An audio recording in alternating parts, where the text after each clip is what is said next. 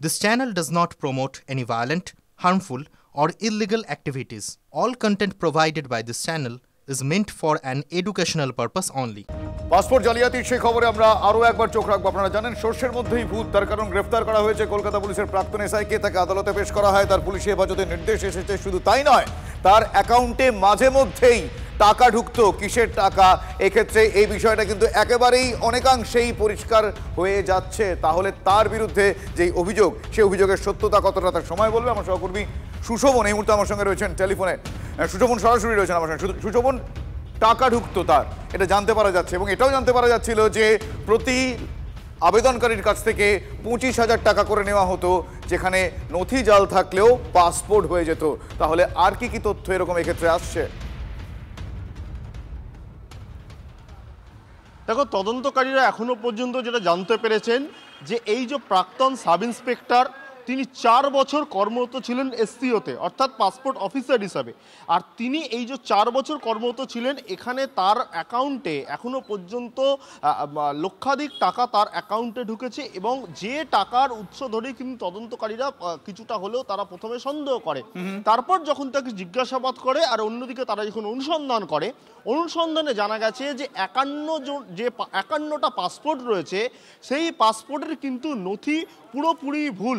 অর্থাৎ যে ব্যক্তি সেখানে হয়তো থাকেনি না, তার নামে পাসপোর্ট হয়ে যাচ্ছে। অর্থাৎ সেই নথি কোথাও ভুয়ো এবং পাসপোর্ট অনায়াসে তৈরি হয়ে গেছে। এবং এই জায়গা থেকেই তদন্তকারীরা প্রথমে সন্দেহ করেন, এবং সন্দেহ করে তারা যখন একদিকে যেমন যারা গ্রেপ্তার হয়েছিলেন 8 জন, তাদের জিজ্ঞাসাবাদ করেছেন, করে আব্দুল হাই এনার নাম আসে। এবং তারপরেই কিন্তু তার বাড়িতে গিয়ে তার যে ব্যাঙ্ক অ্যাকাউন্ট, সেই ব্যাঙ্ক অ্যাকাউন্ট ডিটেলস দেখা হয়, এবং সেখানে লক্ষাধিক টাকার আনাগোনা রয়েছে সেই ব্যাঙ্ক অ্যাকাউন্টে। মূলত সমরেশ বিশ্বাস যিনি রয়েছেন, তার অ্যাকাউন্ট থেকে কিন্তু তারা এই আব্দুল হাইয়ের অ্যাকাউন্টে টাকা ঢুকেছে। তাহলে তো এক্ষেত্রে সুশোভন, ট্রানজাকশন যেহেতু হয়েছে, আমরা জানি ট্রানজাকশন কোথা থেকে কোথায় হয়েছে, মানে সেই সোর্স আর ডেস্টিনেশন ব্যাংক মারফত জানা যায়। তাহলে কাদের কাদের ট্রানজাকশন হয়েছে, কারা কারা এই পাসপোর্টের অধিকারী, এই গোটা বিষয়টা জানা যাবে।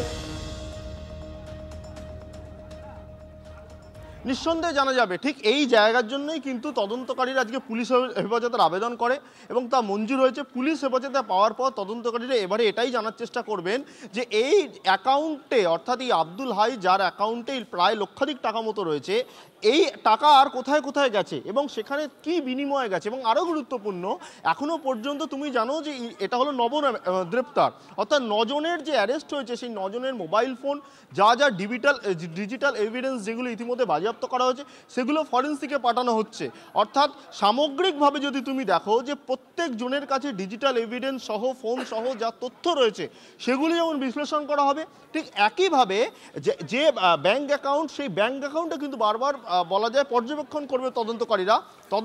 এই একেবারে সেই গোটা বিষয়টা তারা স্ক্রুটিনি করবেন, পর্যবেক্ষণে রাখবেন। শুধু তাই নয়, এই 9 জন, তাদের মধ্যে ইন্টারলিঙ্ক রয়েছে কিনা, তারা কিভাবে গোটা বিষয়টাকে জাল ছড়িয়েছিল, এই যাবতীয় বিষয়ে খতিয়ে দেখা হবে। আপাতত তোমায় ধন্যবাদ জানাই সুশোভন। আমি কথা বলছিলাম আমার সহকর্মী সুশোভনের সঙ্গে, এবং আপনারা শুনলেন যে প্রাক্তন পুলিশ কর্তা যাকে গ্রেফতার করা হয়েছে, আব্দুল হাই যার নাম, তার বিভিন্ন অ্যাকাউন্টে ট্রানজাকশন জানতে পারা যাচ্ছে।